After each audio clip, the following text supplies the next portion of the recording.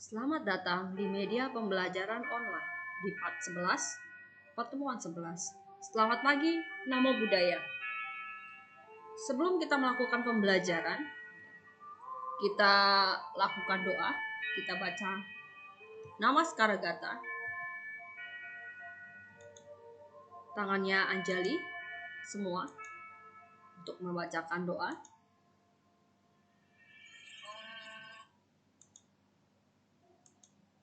Yuk, Namaskara Gata. Arahang sama sang Buddha Bhagawa Budang Bhagawantang Apiwademi Swakato Bhagawata Damo Damang Namasami Supatipano Bhagavato Sawaka Sangho Sanghang Namami.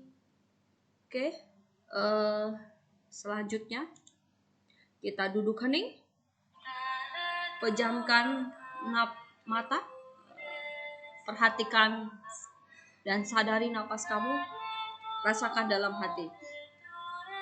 Yuk kita mulai. Napas masuk, saya tahu saya bernafas masuk.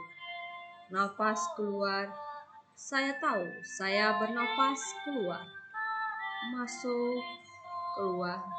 Napas masuk, saya tahu saya tenang dalam keadaan napas masuk.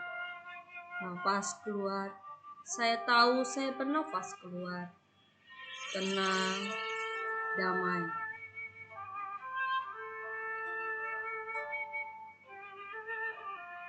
Semoga semua makhluk dimanapun mereka berada berbahagia, baik yang tak tampak maupun tak tampak. Semoga mereka semua berbahagia, bebas dari penderitaan batin, penderitaan fisik. Semoga semua makhluk hidup berbahagia. Sadu, sadu, sadu. Yuk, tangannya Anjali. Kita baca doa sebelum belajar. Terpujilah Tuhan Yang Maha Esa, para Buddha, para Bodhisattva, Mahasatwa. Aku belajar bukan untuk kesombongan dan keserakahan, tapi untuk mengikis kebodohanku. Semoga aku dapat belajar dengan baik dan benar. Semoga semua makhluk hidup berbahagia. Sadu, sadu, sadu. Materi pembelajaran kita masih berkaitan dengan doa dan puja di bab 5, yaitu puja. Apa sih puja? Kemarin kita review doa.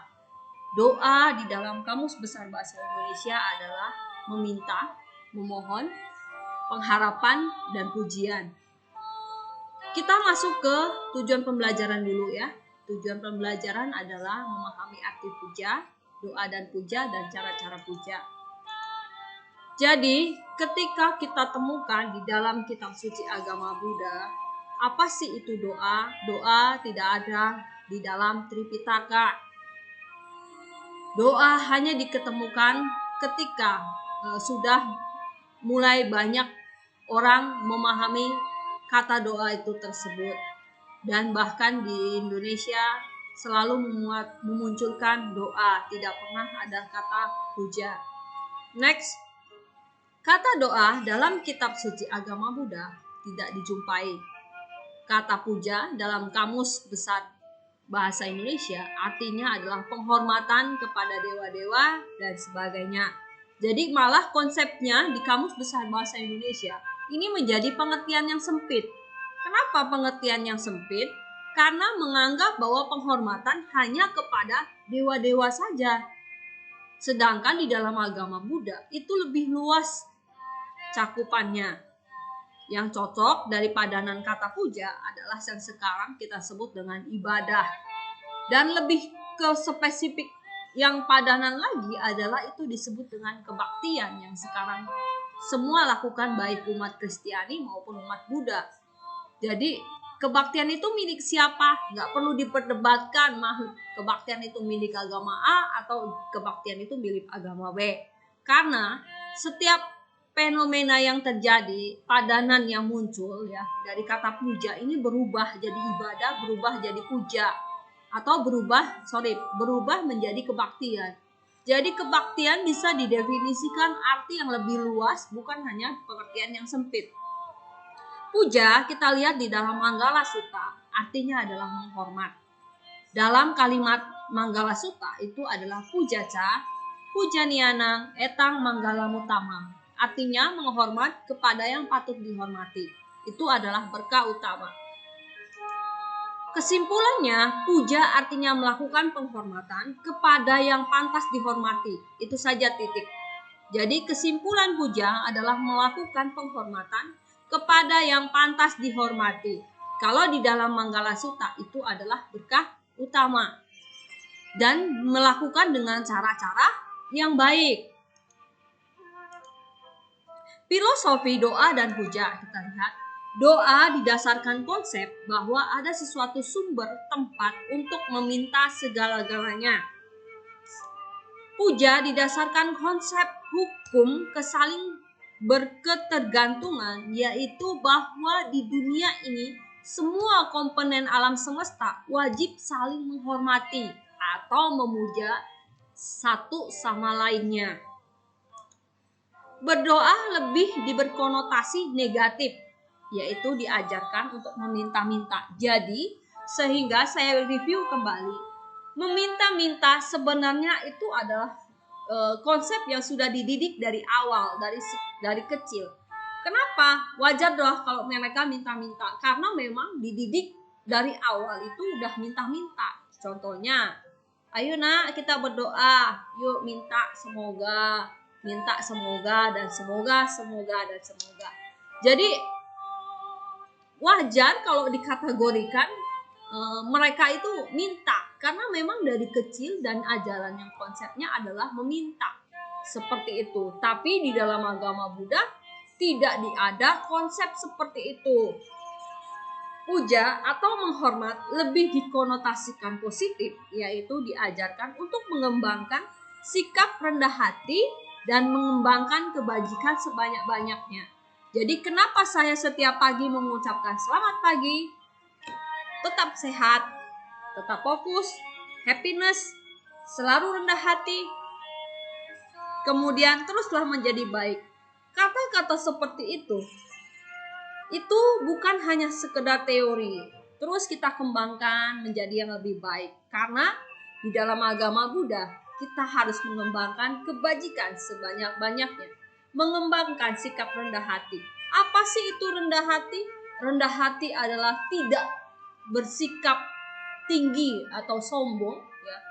Menganggap bahwa dirinya paling hebat itu adalah salah. Masuk lagi jadinya kemana? Ke loba, dosa, moha. Ya, lagi-lagi itulah dia. 3 racun, yaitu loba, dosa, moha. Next, puja dalam agama Buddha, kita lihat, puja atau penghormatan dilakukan bukan kepada para dewa saja, tetapi harus dilakukan kepada semua makhluk hidup, bahkan alam semesta ini. Melakukan puja atau penghormatan berarti melakukan atau memperlakukan makhluk lain sebagai mestinya. Jadi kita dari dulu ya, sebenarnya dari zaman nenek moyang kita udah diajarkan cara menghormat orang yang lebih tua, menghargai orang yang lebih tua. Walaupun orang yang lebih tua salah, kita segan sekali untuk melakukan protes atau apa, karena kita menghargai beliau adalah yang lebih tua. Tapi kebalikannya di sekarang, mereka udah gak peduli tua dan muda, bodoh amat, terus kemudian mereka melakukan hal-hal yang negatif terhadap orang yang lebih tua. Bahkan bisa mengatai orang itu yang dengan aneh-aneh gitu. Yang sering ini terjadi, yang saya amati dalam kehidupan sehari-hari ya. Umumnya sesuatu dihormatin karena memiliki nilai-nilai penting atau jasa-jasa yang memang pantas dihormati. Misalnya contoh, para pahlawan. Kenapa kita hormati? Karena jasa. Kita menghormati leluhur karena tanpa leluhur kita tidak bisa hidup dengan mereka gitu. Artinya tanpa leluhur orang tua kita tidak ada. Terus kepada orang yang berbuat baik. Karena berbuat baik itu orangnya pasti di mata yang lain pun namanya harum. Karena memang orang bersikap baik. Tapi bagaimana dengan orang yang buruk? Pasti anggapan kamu adalah ngapain dihormati, sikapnya aja kayak gitu. Kan seperti itu. Jadi kita bisa menilai sendiri pada siapa yang pantas kita hormati. Next, doa dalam agama Buddha, ya tadi dibilang karena kata doa sudah lazim dipakai di bidang keagamaan di Indonesia, maka agama Buddha sulit menghindari kata doa. Tetapi dalam agama Buddha, kata doa memiliki makna yang berbeda dari yang lainnya, yaitu sikap pengembangan batin dan melakukan perbuatan baik, melakukan perenungan. Seperti itu. Jadi doa dalam agama Buddha tidak diartikan permohonan ya, tetapi diartikan sebagai sarana pengembangan batin dan pengembangan kebajikan. Misalnya doa penumbuh semangat, doa tekad, doa perenungan. Kalau doa penumbuh semangat itu yaitu semoga aku terus berusaha baik dan lebih baik lagi. Doa pernyataan tekad, Pancasila Buddhis. Aku bertekad untuk tidak membunuh, mencuri, berbohong, dan mengambil barang yang tidak diberikan. Itu tekad baru bersifat pasif. Tapi ketika aku berusaha menghargai makhluk lain, itu baru bersikap aktif. Kemudian doa perenungan kepada Buddha, Dhamma, dan Sangha. Perenungan inilah yang membuat kita terus menjadi lebih baik. Puja dalam agama Buddha, puja atau penghormatan dilakukan bukan kepada dewa saja, tadi dikatakan. Dilakukan kepada semua makhluk di alam semesta. Melakukan puja atau penghormatan berarti melakukan makhluk lain sebagaimana mestinya. Kemudian objek yang patut kita hormati, objek tertinggi yang pertama adalah Tuhan. Kita kadang sering terkecoh ya, kadang di dalam konsep formalitas agama Buddha dan yang seperti biasa. Di dalam formalitas di wihara contohnya gini, mengagungkan Namo Sang Hyang Adi Budaya, Namo Buddhaya. Sebenarnya apa yang duluan kita sebut, mau Sang Hyang Adi Budaya atau Namo Buddhaya? Kalau kita pikirkan itu tergantung pada lihat situasi yang formalnya atau yang nggak formal. Kalau yang biasa aja Namo Buddhaya saja sudah cukup ya. Tapi kalau kita di wihara kita mengagungkan karena ceramah ya. Namo Sang Hyang Adi Budaya, Namo Buddhaya. Nah, baru kita mulai ceramah. Itu formalitas ya. Kemudian kedua, objek makhluk. Yaitu apa? Para Buddha, Bodhisattva, dan dewa-dewa. Kemudian leluhur, kedua orang tua, orang berbudi dan orang berjasa. Inilah yang patut dihormati. Kemudian objek benda, contohnya simbol-simbol keagamaan, ya, bendera atau Buddha itu juga termasuk simbol. Kemudian kebangsaan juga simbol-simbol yang tidak gampang didapatkan, tapi perlu dihormati. Kemudian objek alam, hutan, tanah, laut, udara. Karena objek simbol-simbol yang patut kita hormati, sehingga ini bisa terjaga lingkungannya dan bisa tidak membahayakan manusia. Karena dengan kita menghargai dan menghormati, berarti tidak timbul loba, dosa, moha yang merusak alam itu sendiri. Oke, bagaimana cara menghormati puja? Kita lihat. Memuja bukan cara mendewa-dewakan mereka atau melebih-lebihkan mereka.